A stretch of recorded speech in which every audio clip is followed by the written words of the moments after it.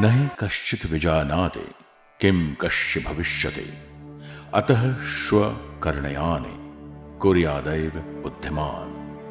अर्थात कोई भी कभी नहीं जान सकता कि कल उसके साथ क्या होगा, तो बुद्धिमान व्यक्ति को कल का काम आज ही पूरा करना होगा। भारत एक विविधता से भरा देश। यहां अनेक भाषा, धर्म और जाति के लोग बसते हैं और अपनी अपनी धार्मिक आस्था का पालन करते हैं। भारत को त्योहारों का देश भी माना जाता है। सभी धार्मिक परंपराओं में फूलों का विशेष महत्व है। हर संस्कृति का प्रकृति के साथ एक अनोखा नाता है। प्रकृति का यही अंश हर त्योहार, पूजा पद्धति और धार्मिक संस्कारों में देखा जाता है। मां अंबे की पूजा हो या पीर बाबा की मजार पर चादर, फूलों की महक के बिना ये अधूरा है। फूल अपने आप में शुभ और पवित्रता का एहसास लेकर आते हैं और खुशबू फैलाते हैं। फूलों की खुशबू और महक तब तक रहती है जब तक वे खिले रहते हैं। लेकिन दुर्भाग्यवश जो फूल सुबह भगवान के चरणों में या मस्तक पर चढ़ाए जाते हैं, वही फूल शाम होते होते नदियों में या कूड़ेदान में पाए जाते हैं। मानव जाति के लिए यह बड़ी शर्मनाक घटना है कि हम जिस प्रकृति में बसते हैं उसी को प्रदूषित करते हैं। क्या इस पोल्यूशन का है कोई सॉल्यूशन? इसी सवाल ने कुछ साल पहले गुजरात के इंजीनियरिंग के 2 छात्रों के दिमाग में चिंगारी का काम किया, जो आज एक अनोखी सोच से आविष्कार के रूप में प्रज्वलित होकर समाज में बड़े परिवर्तन का निर्माण कर रहे हैं। अहमदाबाद जैसे बड़े शहरों में जहां अनेक मंदिर होते हैं और जहां हर रोज हजारों किलो फूल, फल और नारियल के छिलके कूड़ेदान या फिर नदियों में फेंक दिए जाते हैं, इससे पर्यावरण का बहुत बड़ा नुकसान हर रोज होता है। इस मुद्दे को ध्यान में रखते हुए अर्जुन ठक्कर और यश भट्ट को एक विचार आया कि इन फूलों और अन्य बायो वेस्ट का इस्तेमाल करके जैविक खाद और ऐसी अन्य चीजों को बनाकर प्रदूषण को रोका जा सकता है। साथ ही गाय के गोबर से भी अनेक नए उत्पाद बनाए जा सकते हैं। इसी सोच को सच में बदलने की शुरुआत उन्होंने अपने कॉलेज के पीछे की छोटी सी जगह में पायलट प्लांट से की। 2017 में 2 छात्र हमारे पास आए, यश और अर्जुन, एक नई सोच के साथ आए। उन्होंने बताया कि इस फल फूल से हम खाद बना सकते हैं, धूपसली बना सकते हैं, नारियल के छिलके से हम उसका किचन बना सकते हैं, बाउल बना सकते हैं।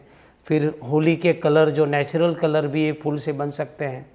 तो इसी सोच को हमने सपोर्ट किया, उसको वर्किंग स्पेस दिया और उन्होंने फिर एक अच्छा प्रोजेक्ट शुरू किया और बाद में अहमदाबाद कॉरपोरेशन ने भी उसको सपोर्ट किया और ये छात्र आज अच्छा काम कर रहे हैं।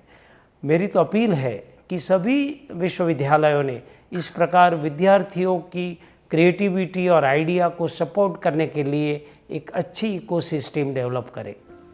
इसी के साथ शुरू हुई उनकी सॉल्यूशन से स्टार्टअप की जर्नी, यानी कुसुम से क्रांति। अर्जुन और यश से ब्रूक एंड ब्रूम्स की जर्नी। 30 अगस्त 2018 को अर्जुन और यश ने मिलकर एक्सपेरिमेंट से लार्ज स्केल प्रोडक्शन का आरंभ किया। हम जब एक कॉरपोरेटर थी तब इन 2 युवाओं से हमारी मुलाकात हुई थी।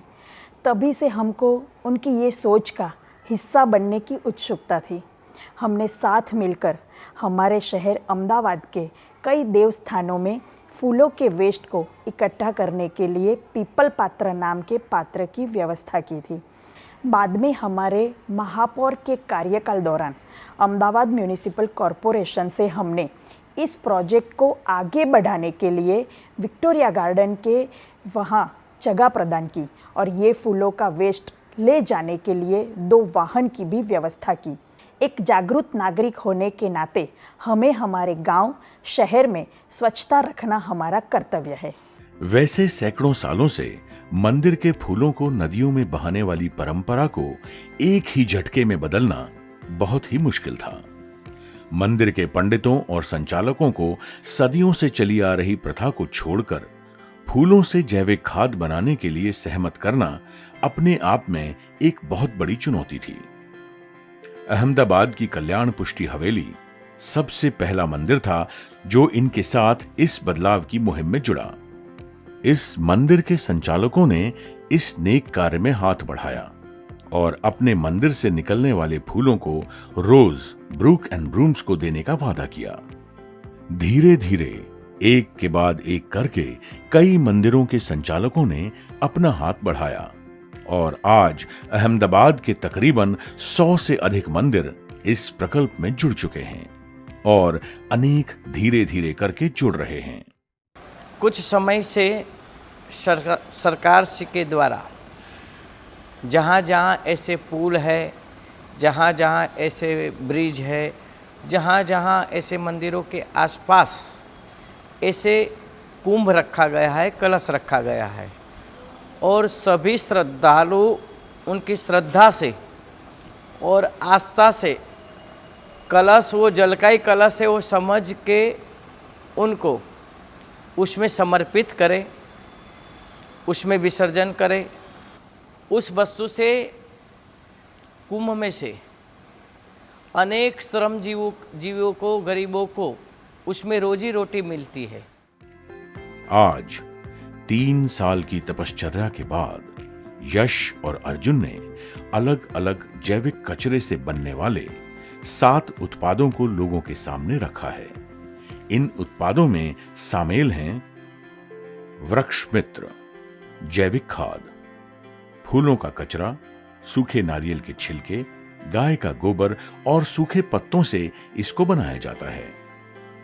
श्रीफल कोकोपीट, मंदिर में से निकलने वाले नारियल के छिलके और नारियल के ठेले वालों के पास से मिले वेस्ट से पौधों के लिए उपयोगी कोकोपीट बनाया जाता है। साबरमती अगरबत्ती, मंदिर में से निकलने वाले विविध फूल और गाय के गोबर से वातावरण को पवित्र करने वाली अगरबत्ती बनाई जाती है। कोको शेल से बने कीचेन और कोको बाउल, सूखे श्रीफल के कठोर छिलकों का विशिष्ट उपयोग करके इस कोको शेल से कीचेन और कोको बाउल बनाए जाते हैं। गाय के गोबर से बनाए गए दिए और गमले, वैसे तो गाय के गोबर के कंडे हमने देखे हैं, लेकिन इन दोस्तों ने इस गोबर से पूजा के दिए और उपजाऊ गमले बनाए हैं। उपजाऊ गमले यानी गोबर व कोकोपीट को मिलाकर ऐसे गमले बनाए जाते हैं जो मिट्टी में मिलकर खाद के रूप में ही इस्तेमाल हो जाते हैं। फ्लावर डस्ट, फूलों से बने नेचुरल होली के कलर, गुलाब, गेंदा फूल और ऐसे कई सारे फूलों से होली खेलने के लिए प्राकृतिक और त्वचा के लिए सुरक्षित नेचुरल कलर बनाए जाते हैं। तो 19 साल की उम्र में मैंने और मेरे दोस्त अर्जुन ने पहली बार ये एक वर्कशॉप अटेंड किया था कि हमारे सोशल लाइफ में बहुत सारे प्रॉब्लम्स होते हैं बट हमको उसको आइडेंटिफाई नहीं करते हैं। तो हमने एक प्रॉब्लम आइडेंटिफाई किया था उस समय कि मंदिर में जो भक्तों द्वारा फूल, पत्ते, श्रीफल ये सारी चीज़ें चढ़ाई जाती है और एंड ऑफ द डे ये कहीं रिवर में, पीपल के पेड़ के नीचे और लैंडफिलिंग साइट पर डंप होती है। तो ये बहुत बड़ा इश्यू था और अहमदाबाद जैसे बड़े सिटी में हर रोज़ 50 to 60 मेट्रिक टन जितना वेस्ट ये जनरेट होता था। हमने इस पहल की शुरुआत जीटी यूनिवर्सिटी काउंसिल के बैकयार्ड में किया था, जब हमने 22 मंदिर में से एवरीडे 100 किलो जितना फ्लावर कलेक्ट किया था और उसमें से प्रोसेस किया था। शुरुआत के दिनों में जब हमने ये प्रोजेक्ट स्टार्ट किया था, फैमिली मेम्बर, रिलेटिव और उन्होंने ऐसा बताया कि तुमने मैकेनिकल इंजीनियर किया है और ये कचरे में क्यों बढ़ रहे हो। तो और जब हमारा ये सफल हुआ कि हमें गोल्ड मेडल मिला, तब उन्होंने ही तालियां बजाई। सोशल एंटरप्रेन्योरशिप और इनोवेशन के साथ जब हम जुड़ते हैं तो कहीं ना कहीं हम चेंज लाने की कोशिश करते हैं और लोग उसको एक्सेप्ट नहीं करते हैं। ऐसे ही हमारे साथ भी ऐसा ही हुआ कि जब हमारे एकेडमिक मेंटर्स है, हमारे पेरेंट्स है, हमारे जो और फ्रेंड्स हैं उनको ये था कि हम क्या कर लेंगे, हमारी जॉब नहीं लग रही है, हम ये अपनी फील्ड छोड़ के क्या किसके साथ लग गए हैं। बट आज हम कुछ 25 लोगों को रोज़गार दे रहे हैं। तो शुरुआत दूसरों की मदद लेके हुई थी, बट आज हम इतने आत्मनिर्भर हैं कि दूसरों की मदद कर रहे हैं। तो शुरुआत में इस प्रॉब्लम के सॉल्यूशन के तौर पे हमारे पास सिर्फ एक प्रोडक्ट थी कि हम फर्टिलाइज़र में इस निर्माल्य वेस्ट को कन्वर्ट करें। तो इसके बाद जब हम और टेम्पल्स के साथ जुड़े और भी फ्लावर वेस्ट कलेक्ट किया, तब हमें पता चला कि सिर्फ सड़े हुए फूल नहीं, इसमें बहुत फ्रेग्रेंट फ्लावर्स, कोकोनट, हस्क और भी लीव्स आ रहे हैं। तब हमने उसमें से incense stick, Holi colour, coconut के शेल में से बाउल, स्पून, किचन, कोकोपीट, उसके हस्क में से कोयर फाइबर एक्सट्रैक्ट करना स्टार्ट किया। और फ्यूचर में भी हम इसमें से निर्माल्य वेस्ट में से बहुत सारी प्रोडक्ट्स बनाएंगे। हमारी प्रोडक्ट्स नेचुरल शॉप्स में, ऑर्गेनिक स्टोर्स, सस्टेनेबल शॉप है, और जहाँ पे जो रिसाइकलिंग प्रोडक्ट्स मिलती है, जहाँ जीरो कार्बन फुटप्रिंट होता है, वहाँ भी अवेलेबल है। क्योंकि हमारी सारी प्रोडक्ट्स इको फ्रेंडली है, उसका पैकेजिंग भी इको फ्रेंडली है। और अभी हमारी और सारी प्रोडक्ट गार्डनिंग की है, तो वो नर्सरीज़ में अवेलेबल है। और ऑनलाइन जो मीडिया है, इंस्टाग्राम, फेसबुक और अमेज़ॉन जैसी ई कॉमर्स वेबसाइट पे हमने हमारी eco friendly and natural product को लिस्ट करवाया। और नीश मार्केट को हमने इस टारगेट किया है कि जहाँ पे हम हमारी हैंडमेड इको फ्रेंडली प्रोडक्ट को सोल्ड आउट कर सकें। अभी तो हम अहमदाबाद सिटी में पायलट प्लांट रन कर रहे हैं, बट इन फ्यूचर हम भारत के और भी छोटे छोटे शहरों में जो ये निर्माल्य एंड सेक्रेड वेस्ट का समस्या है, उस पॉल्यूशन का जो समस्या है, इसको हम हल करने का प्रयास करेंगे। महिलाओं के लिए डिसेंट्रलाइज मॉडल बना रहे हैं, जिसमें हम गाय के गोबर और नारियल से बनने वाली चीज़ें जो वो घर पे ले जाएगी, जो रॉ मटेरियल होगा, और हमें वो फिनिश प्रोडक्ट दे जाएंगी, जिससे हम ज़्यादा से ज़्यादा महिलाओं के साथ रोजगार दे पाएंगे और उसका विकास हो पाएगा। हमारे लिए ये भी संशोधन का विषय है कि ये जो निर्माल्य एंड सेक्रेड वेस्ट है, उसमें से हम और क्या क्या नई विविध handmade and eco friendly products बना सकते हैं। तो ऐसे रिसर्च के लिए हम LMCP एंड सस्टी इनोवेशन के जैसे संस्था के साथ भी जुड़े हुए हैं, और हम फ्यूचर में और भी ऐसी इको फ्रेंडली प्रोडक्ट्स बना के मज़दूरों के लिए ज़्यादा से ज़्यादा रोज़गार के अवसर पैदा किए जाए। ऐसे हमारे प्रयास रहेंगे कि हम एक मज़दूर को कारीगर बनाएं और इकोनॉमिकल सस्टेनेबिलिटी के साथ साथ एनवायरमेंटल सस्टेनेबिलिटी भी अचीव करें। Thank you. यश और अर्जुन की इस मुहिम को प्रादेशिक और राष्ट्रीय स्तर पर अनेक अखबारों और मीडिया ने प्रोत्साहित किया है। महज कुछ ही सालों के सफर में ब्रूक एंड ब्लूम्स को कई सारे पुरस्कारों से नवाजा गया है। अहमदाबाद में प्राइवेट FM रेडियो मिर्ची द्वारा आयोजित प्रतियोगिता आइडिया 2 चाबी लो में इनके मौलिक विचार को सराहा गया और इन दोस्तों को विजयी घोषित करते हुए अपने व्यवसाय को आगे बढ़ाने के लिए एक ऑफिस प्रदान की गई। जिस तरह गुलों के बिना गुलदान अधूरे हैं, ठीक उसी तरह प्रकृति के बिना मानव जीवन अधूरा है।